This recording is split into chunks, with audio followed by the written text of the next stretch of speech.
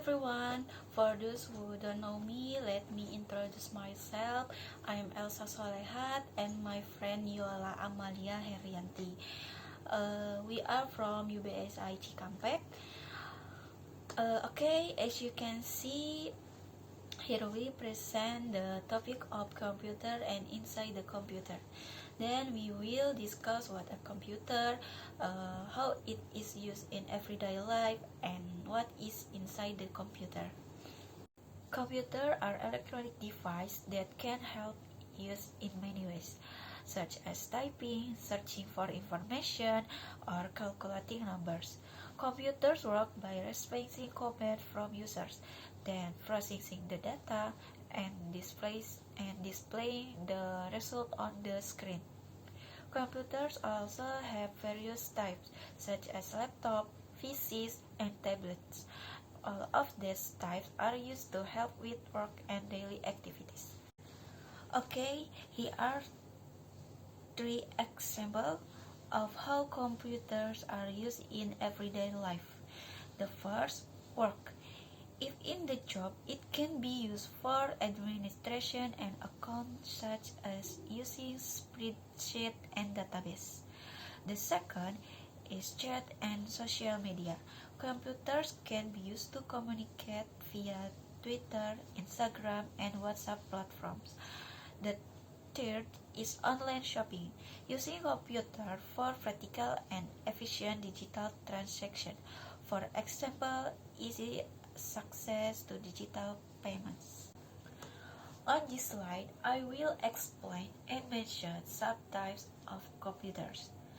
The first is a mainframe computer.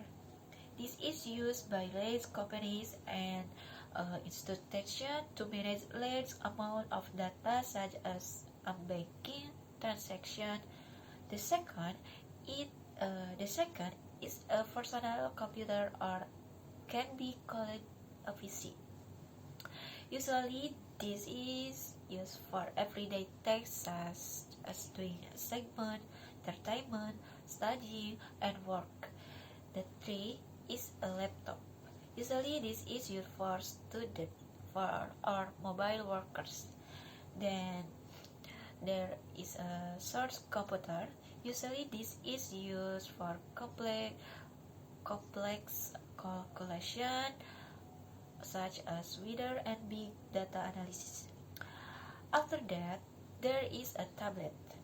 This is suitable for browsing, reading, e-books, digital drawing.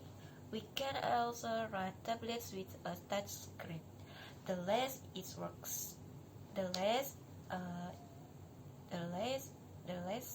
workstation, computer for heavy work such as graphic design, programming, and video editing. I will not explain much, but I will tell you about each computer. From 1943, used for complex was the ENIAC computer, the first electronic computer used for complex calculation, opening the modern era. Second was the PC, usually used to popularize home and office computing. 3. The new compute model. It has more flexible and mobile computing improvements. And the last one. Hi, I am Yola Amalia Herianti with name 6324 empathy 64. Okay, here I will explain about inside the computer, and here also the initial stage I will explain about internal components of the computer. Do you know what inside? Let's study together, and here I will explain only 3. Okay, in the internal components of the computer there are first arithmetic logic unit, can also be called ALU, explain of the ALU function.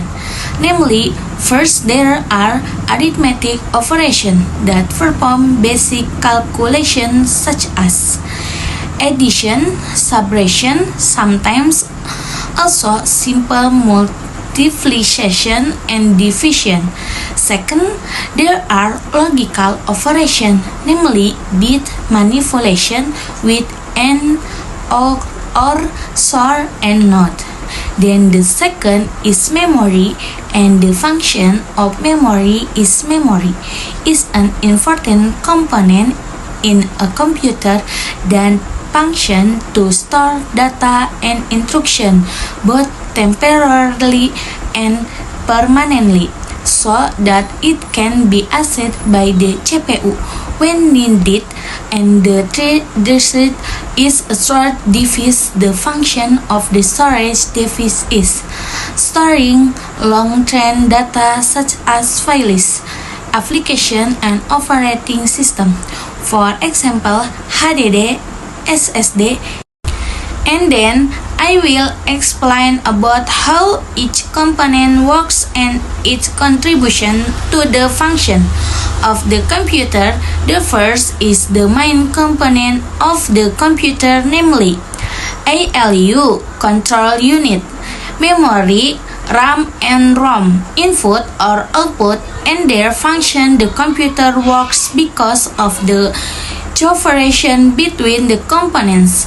ALU process data, CU control all activities, memory, RAM and ROM stores data and instruction, input provides data, output display the result. The second is input or output, namely the first is the keyboard and mouse. Then the second is the scanner or touch panel on like pen. And the third is the output device, and which is where there is monitor or LCD, printer and speaker. And the fourth is the storage device. The first is the hard disk, flash disk, and finally the contribution. Then here there is the four, namely memory with storage, RAM, ROM, and contribution.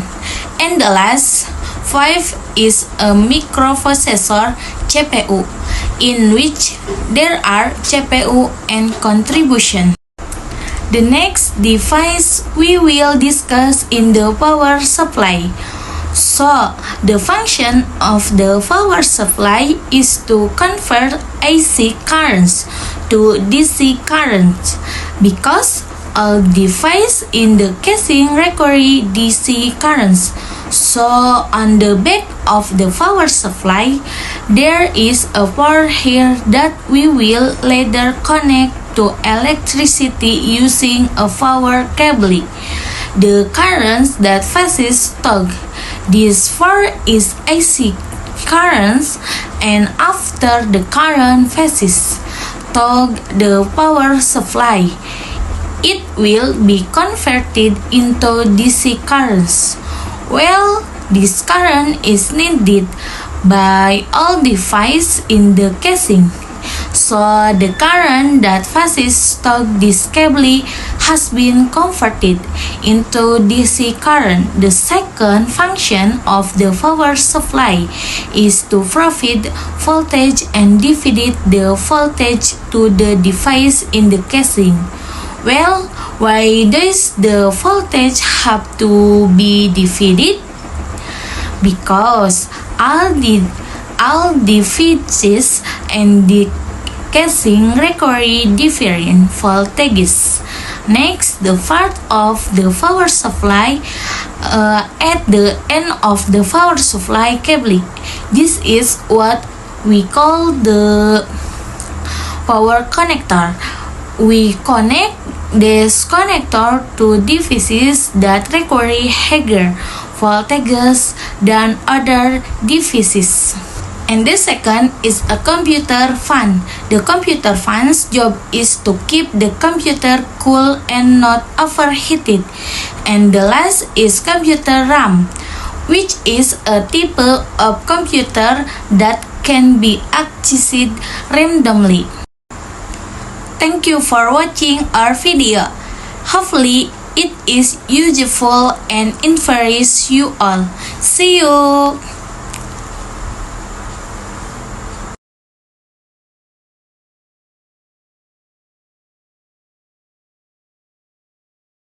you.